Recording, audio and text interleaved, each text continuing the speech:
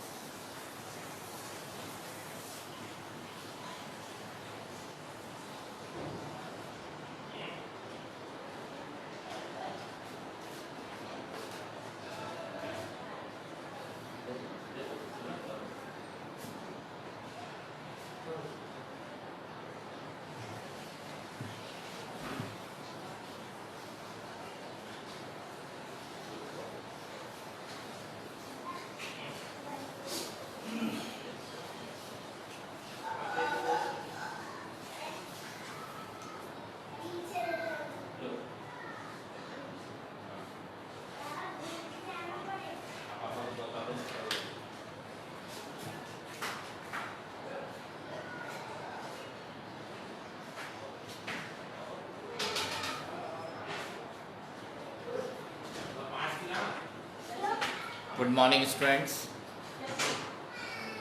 पिछली क्लास में कल हमने जो टॉपिक देखा था उस टॉपिक का नाम था relation between line voltage and phase voltage in star connected system. उसमें हमने ये वाला टॉपिक देखा था कि V R, V Y and V B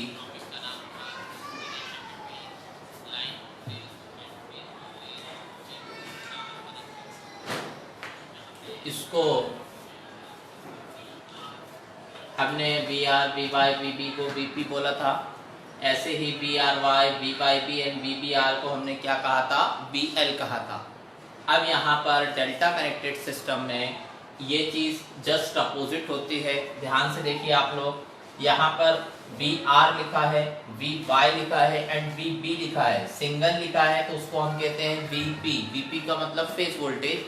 ऐसे ही यहाँ देखिए आई आर, आई वाई और आई बी लिखा है, इसको हम कहते हैं आई एल। आई एल का मतलब होता है लाइन करंट। मतलब अगर हम डेल्टा कनेक्टेड सिस्टम जब सॉल्व करेंगे तो single I R, I Y और आई बी को हम कहेंगे आई एल।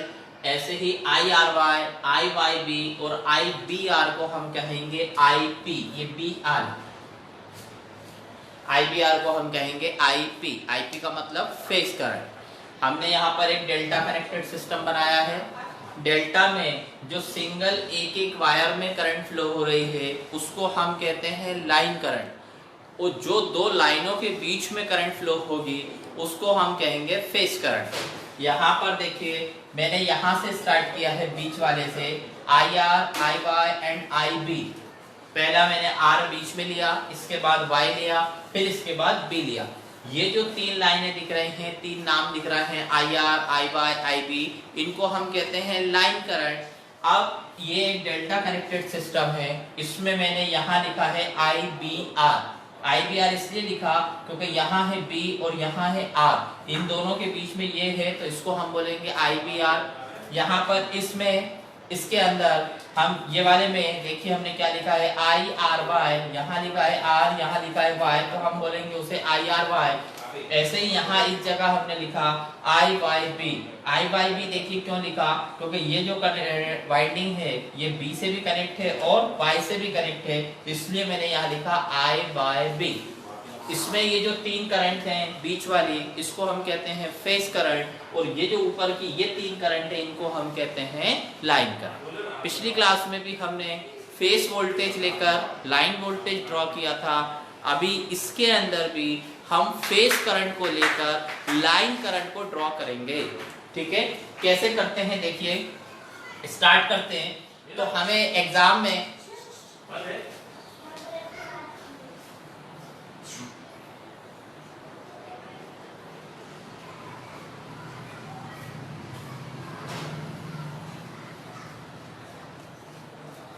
एग्जाम में हमें कोई भी एक सॉल्व करना है, कैसे सॉल्व करते हैं वो देखिए। यहाँ पर अगर हम ये दो फेज करंट को लेंगे, ध्यान से देखना, ये दो फेज करंट को लेंगे तो ये वाली करंट निकल जाएगी, ये दो फेज करंट को लेंगे तो ये वाली करंट निकल जाएगी, ये दो करंट को लेंगे तो हम ये वाली करंट निकल जाएगी।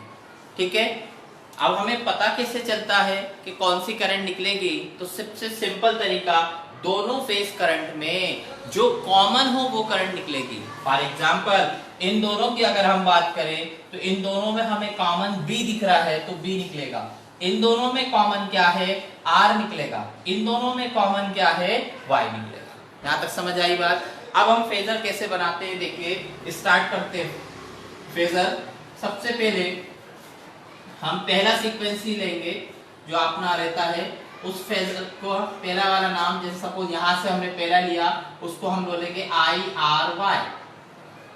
IRY जो करंट होती है उसको हम कहते हैं फेज करंट। इसके जस्ट 120 डिग्री पे हमने दूसरी करंट ली, उसका नाम होगा YB। इसके जस्ट 120 डिग्री पे तीसरी करंट होगी, इसका नाम क्या हो जाएगा? तीसरा नाम क्या हो जाएगा अपना? ये BR। तीनों फेज करंट हमने ड्रॉ करें, तीनों के बीच में हमने एंगल कितना रखा? 120 डिग्री। अब हमें क्या करना है? कोई भी दो फेज करंट को लेकर हम उसका डेरिवेशन करेंगे। मतलब हम अभी ये दो को ले रहे हैं, ये वाले, इन दो को अगर हम लेंगे तो ये वाली करंट ड्रॉ होगी, ये वाली करंट निकलेगी। कैसे निकालना है देखिए, यहाँ पर हमने IRY लिया, जस्ट इसके यहाँ पर IYB लिया, इसके यहाँ पर हमने IBR लिया, तीनों एक दूसरे के 120 हैं। तो हमें अभी ये वाली करंट चाहिए, कौन सी करंट चाहिए? IR। तो कौन कौन से चाहिए फेज करंट? हमें IBR चाहिए होगी और IRY चाहिए होगी। तो हम क्या करेंगे, इसके जस्ट अपोजिट एक करंट ड्रॉ करेंगे, इस करंट का नाम हो जाएगा IBR। ठीक, इसके बाद यहाँ पर, इसके बाद इन दोनों के बीच में रिजल्टेंट निकालेंगे, जैसा कि पिछली क्लास में अपन ने निकाला था। यहाँ जो रिजल्टेंट आएगा इस जगह पर, इसको हम कहेंगे IR मतलब हो गई लाइन करंट। ये जो एंगल होगा, इस एंगल को हम कहेंगे एंगल कितना होगा? 60 डिग्री, क्योंकि पूरा 120 था, बीच में से आपने आधा किया है यहाँ से, तो ये पूरा हो जाएगा 60 डिग्री। ठीक है, तो अभी ये डायग्राम बनाइए और ये फेजर बनाइए, क्योंकि मैं ये वाला डायग्राम मिटाऊंगा। फिर हम इस फेजर को तीनों साइड के लिए ड्रॉ करेंगे, देन उसके बाद आगे फिर सॉल्व करेंगे। कितना बनाइए जल्दी से, और जितने लोग भी ऑनलाइन आ गए हैं वो सब अपनी ब्रांच एंड रोल नंबर डाल दिए।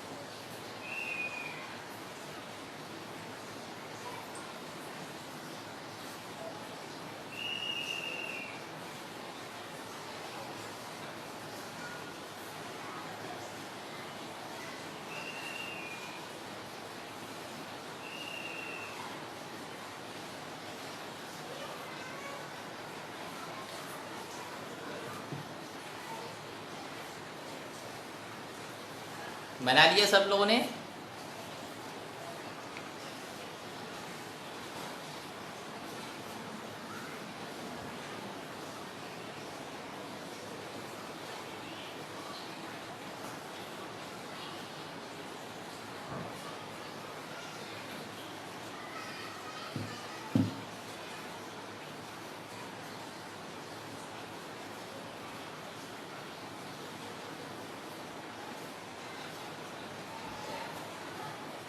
अब इसके बाद हमें क्या करना है, देखिए ये दोनों को लेके हमने इसको सॉल्व किया था, तो अभी हम पहले इसको कंप्लीट करेंगे, उसके बाद फिर आगे बढ़ेंगे।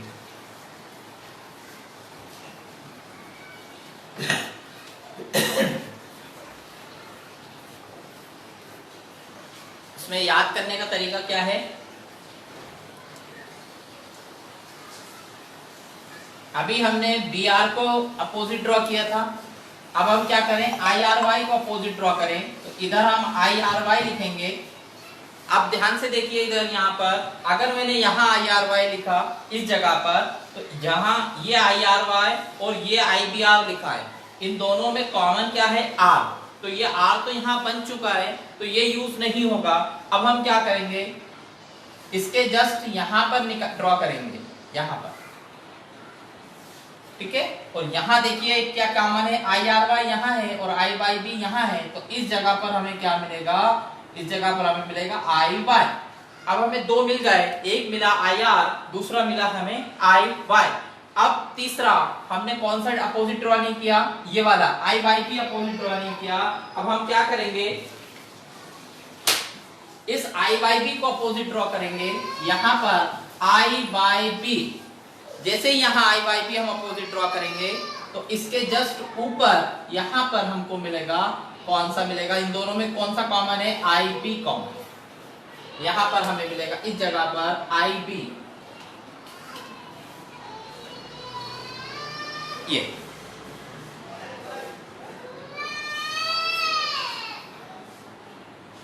ठीक है। चलिए ये तीनों एग्जाम में आपको बनाना है, खाली एक साइड का नहीं बनाएंगे, दोनों साइड का, तीनों साइड का हमको दिखाना पड़ेगा कि हमने तीनों ऐसे ड्रॉ किए हैं। वो सॉल्व सिर्फ हम एक के लिए करेंगे। अब हम इसको आगे सॉल्व करते हैं।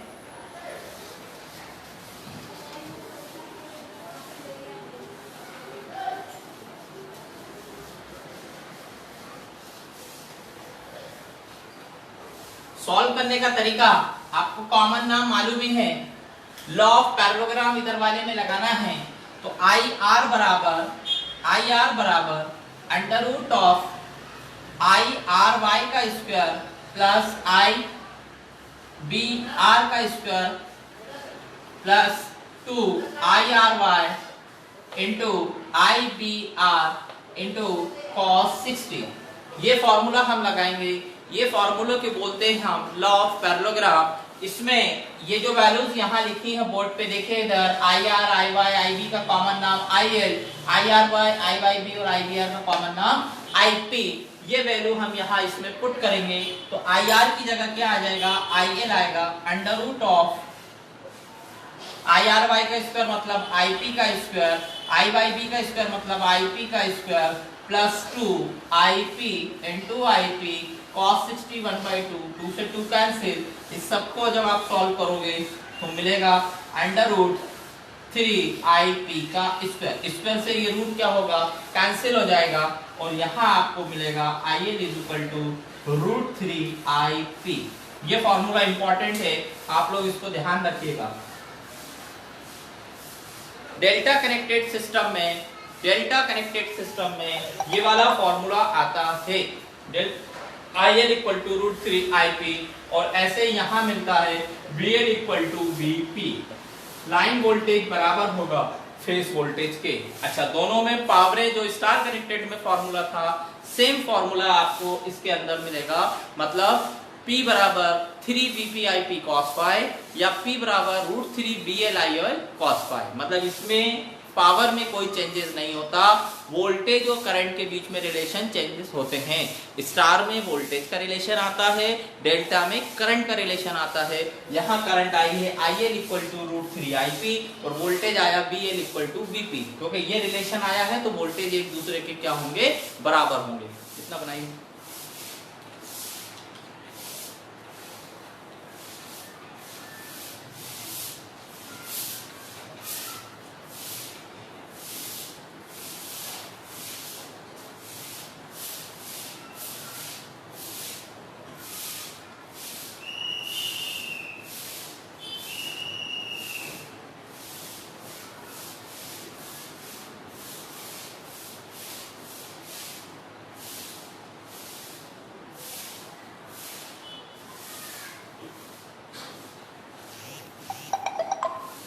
सभी लोग अपनी ब्रांच रोल नंबर डालिए,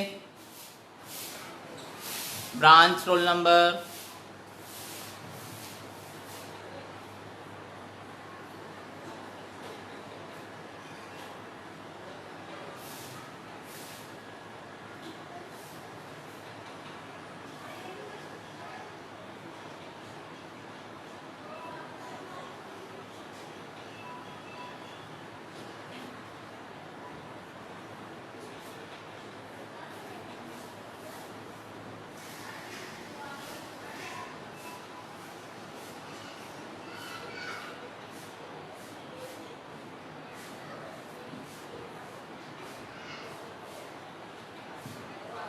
ये है था relation between line current and phase current in delta connected system.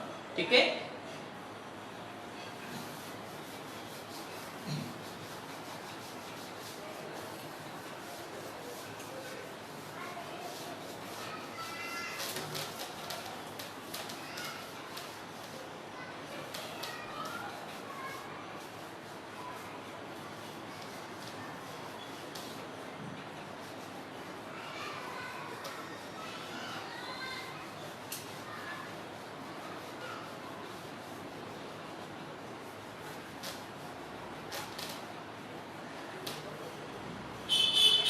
हाँ जी, जो पावर की बात कर रहा था मैं, तो वो पावर होती है P equal to 3 VP IP cos phi। ऐसे ही लाइन के टर्म्स में अगर निकलेगी तो वो निकलेगी √3 VL IL cos phi। ठीक है, मतलब जो फॉर्मूला स्टार में पावर का होता है वही डेल्टा में होता है, क्योंकि वोल्टेज और करंट के बीच में रिलेशन आता है। तो यहाँ VP की जगह BL, IEP की जगह हमने क्या रख दिया IL बाय √3। तो यहाँ 3 था तो √3 इंटू √3, एक √3 कट जाएगा तो √3 VL IL cos phi ही हमें मिलेगा, मतलब पावर में कोई चेंजेस नहीं होंगे। ठीक है, अब इसमें एक न्यूमेरिकल भी आता है एग्जाम में, एक 2 बार वो न्यूमेरिकल आ चुका है, तो न्यूमेरिकल में बता रहा हूं।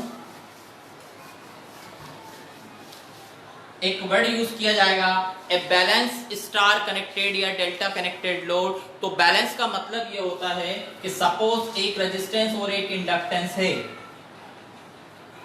इसमें बोला है बैलेंस सिस्टम। तो अगर यहाँ वैल्यू है 6 + 8i और तो दूसरे साइड में भी जो वैल्यू होगी, दूसरे साइड फेस पे जो लोड होगा वो वैल्यू भी कितनी होगी 6 + 8i, ये भी होगी 6 + 8i।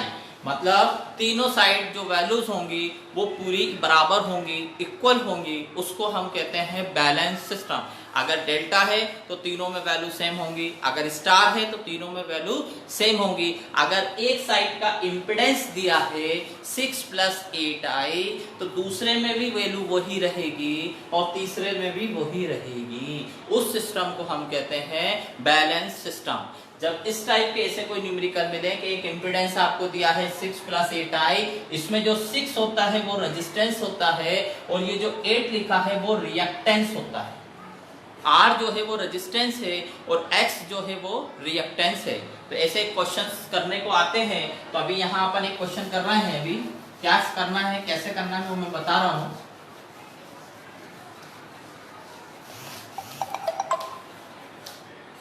देखिए क्वेश्चन में बोला है a balance star connected load, balance बोला है,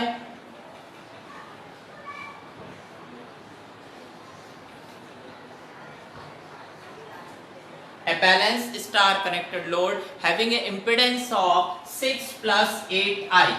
impedance दिया है 6 plus 8i, बैलेंस बोला है मतलब 6 plus 8i, ये भी 6 plus 8i, ये भी 6 plus 8i, ये रेजिस्टेंस और ये रिएक्टेंस, जिसमें 6 क्या है रेजिस्टेंस, 8 क्या है reactance. Star connected load having impedance of 6 plus 8i and 400 volt. 400 volt दिया है, तो आपको ये जो 400 वोल्ट दिया है ये VL दिया है, VL दिया है 400 वोल्ट. एंड आपसे पूछा है calculate line current, phase current, active power and reactive power. तो स्टेप नंबर 1, सबसे पहला काम इस क्वेश्चन में हमको VP निकालना रहेगा. VP कैसे निकालते हैं, ये स्टार कनेक्टेड सिस्टम है, तो यहाँ फॉर्मूला क्या लगेगा VL अपॉन √3. तो VL की वैल्यू है 400, √3 रहेगा, ये आएगा 230 पॉइंट समथिंग. तो एग्जैक्ट हम उसको लिखेंगे 231 231 यूनिट इज वोल्ट. ये फेज वोल्टेज आ गया. इसके बाद हमें ZP निकालना है. Z का मतलब होता है इम्पीडेंस है, P का मतलब होता है एक फेज में. तो एक फेज का इंपीडेंस अगर हमें निकालना है और ये फॉर्मेट दिया है, तो यहाँ इंपीडेंस निकालने के लिए हम फॉर्मूला लिखेंगे 6 स्क्वायर प्लस 8 स्क्वायर. तो इसको जब आप सॉल्व करोगे तो इसकी वैल्यू आएगी 10 ओम. ये इंपीडेंस है, इंपीडेंस की यूनिट होती है ओम. तो ZP आपके पास आ गया 10 ओम. अगले स्टेप में इसके बाद हमें क्या करना है, ओम्स लॉ से V इक्वल टू IR आपको मालूम, तो R की जगह हम Z लिखेंगे, Z की जगह यहाँ ZP लिखेंगे, I की जगह IP लिखेंगे और V की जगह VP लिखेंगे. यहाँ से हमें IP निकलेगा, तो IP बराबर होगा VP अपॉन ZP. VP कितना 231 और ZP कितना हो गया 10, तो यहाँ आएगा 23.1 यूनिट इज एम्पियर. याद रखना स्टार के अंदर जो फेज करंट होती है वो बराबर होती है लाइन करंट के. स्टार में वोल्टेज का रिलेशन आता है VL इक्वल टू √3 VP वाला, लेकिन करंट दोनों एक दूसरे के बराबर होंगी. तो हमने पहले फेज करंट निकाली, वही करंट किसके बराबर आ जाएगी लाइन करंट के. अगले स्टेप में हम cos फाई निकालेंगे. cos फाई बराबर होता है R अपॉन Z. R की वैल्यू कितनी दी है 6, Z की वैल्यू 10, तो हम लिखेंगे 0.6 और यहाँ ये इंडक्टर के फॉर्म में है, तो हम यहाँ लिखेंगे लैगिंग, LAGGING. इस चीज का ध्यान रखना, 0.6 जो पावर फैक्टर आया वो लैगिंग आएगा. इतना उतारिए.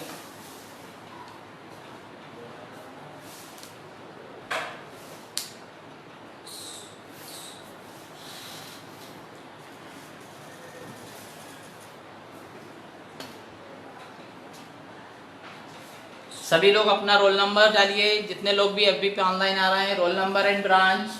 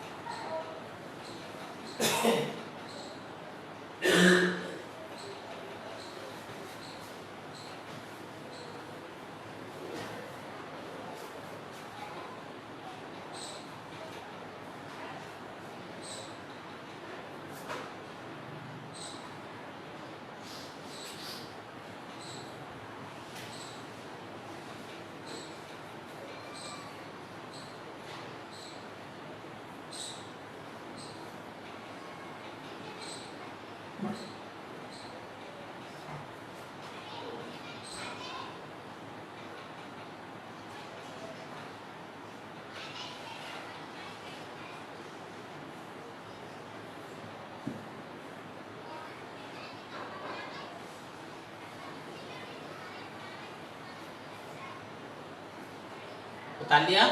अब स्टार कनेक्टेड सिस्टम में बैलेंस सिस्टम है, रेजिस्टेंस रिएक्टेंस हमें मालूम हो गया, वीपी निकाल लिया, जेडपी निकाला, इसके बाद वीपी के बाद हमने आईपी निकाला, फिर कॉस फाई निकाला।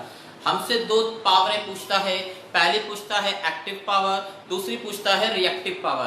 तो एक्टिव पावर का फॉर्मूला क्या है?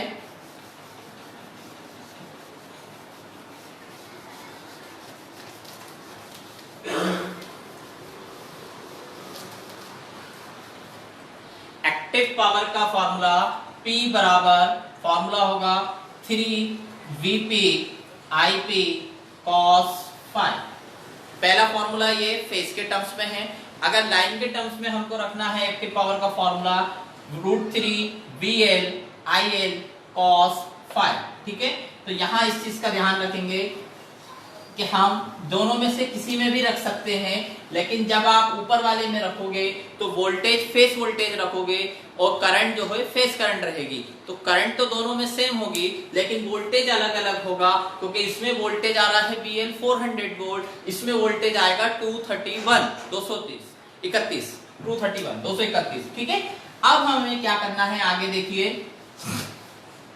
इसमें पावर की value √3 as it is, VL की जगह 400, IL की जगह कितने निकली थी 230.1, IL की वैल्यू cos फाई कितना निकला था अपना 0.6। जब आप इसको सॉल्व करोगे तो जो आंसर आएगा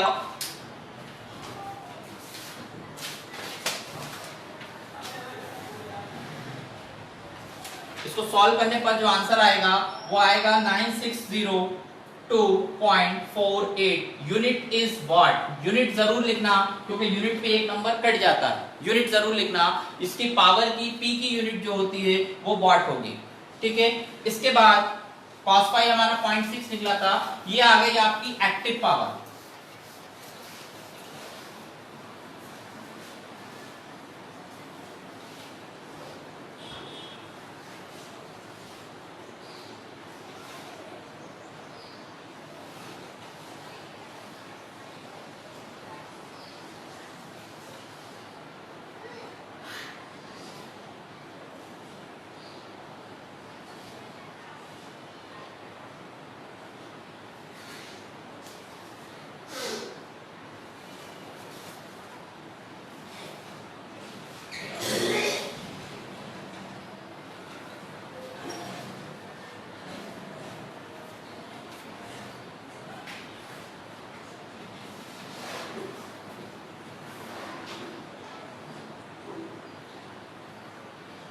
ठीक है, अब इसके बाद हमें रिएक्टिव पावर निकालना है।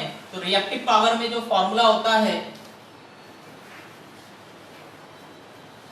रिएक्टिव पावर में जो फॉर्मूला होगा वो Q बराबर होता है √3 VL IL sin फाई। ठीक है, तो √3 का √3 रहेगा, VL की जगह 400, IL की जगह 23.1। अच्छा, IL में हमने 23.1 इसलिए रखा क्योंकि हमने पहले फेज करंट निकाली, जो फेज करंट होती है वही लाइन करंट होती है, तो हमने फेज करंट और लाइन करंट दोनों को इक्वल रखा है। और sin फाई कितना होगा, तो इस चीज का ध्यान रखना, निकालना भी बताऊंगा मैं कि अगर cos फाई 0.6 है तो sin फाई 0.8 होगा, और अगर cos फाई 0.8 है तो sin फाई 0.6 होगा। तो यहाँ निकालने की जरूरत नहीं है, यहाँ 0.6 की जगह आप क्या करो, डायरेक्ट 0.8 कर दो। जैसे ही आप 0.8 करोगे तो यहाँ जो Q की वैल्यू है वो आपकी निकल जाएगी, इसकी यूनिट भी चेंज होगी। रिएक्टिव पावर जो होती है उसकी यूनिट होती है volt ampere reactive. Volt ampere reactive, ये इसकी यूनिट है रिएक्टिव पावर की, और ये वैल्यू चेंज हो जाएगी, और जो वैल्यू आपके पास आएगी वो आएगी 1280.33 समथिंग आएगी, है ना। इसको आप लोग निकाल लेना, उतारिए जल्दी से। ये रिएक्टिव पावर यूनिट का ध्यान रखना, वोल्ट एम्पियर एंड रिएक्टिव।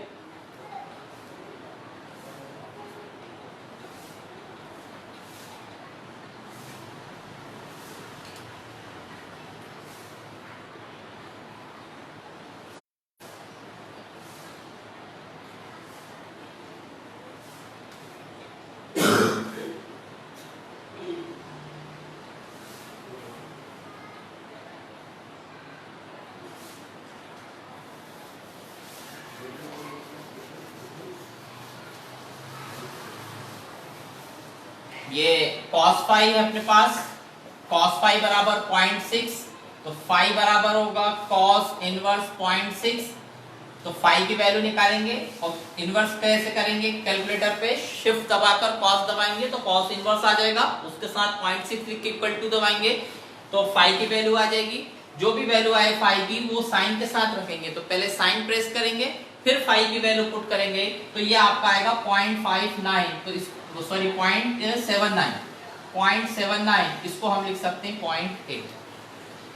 ठीक है, तो इनवर्स करके आपको cos फाई और sin फाई की वैल्यू निकालना है। cos फाई आपको दिया रहेगा, sin फाई आपको निकालना पड़ेगा। कल आप लोगों का इलेक्ट्रॉनिक्स का टेस्ट है, लास्ट वाली यूनिट बेसिक इलेक्ट्रॉनिक्स का कल टेस्ट है 10 से 10:30। तो जितने लोग भी एफबी पे अभी आज आए हैं, कल भी आपको ऑनलाइन आना है और टेस्ट देना कंपलसरी है। इलेक्ट्रॉनिक्स वाली यूनिट बहुत इंपॉर्टेंट है, उसमें थ्योरी आती है, सिलेक्टेड क्वेश्चंस आते हैं, मुश्किल से टोटल 10 टॉपिक हैं और 10 में से आपको 4 टॉपिक एग्जाम में मिलेंगे इलेक्ट्रॉनिक्स वाली। तो अच्छे से करिए, क्योंकि बाकी जो 4 यूनिट्स है उसमें कंफर्म नहीं है कि कौन सा न्यूमेरिकल आ रहा है, क्या आ रहा है, लेकिन इलेक्ट्रॉनिक्स वाले पोर्शन में कंफर्म है कि 2-3 क्वेश्चंस वहां से मिल जाएंगे आपको, इसलिए वो यूनिट भी इंपॉर्टेंट है। कल आप लोग सुबह 10 बजे टेस्ट के लिए कंपलसरी आइए। ठीक है, थैंक्स।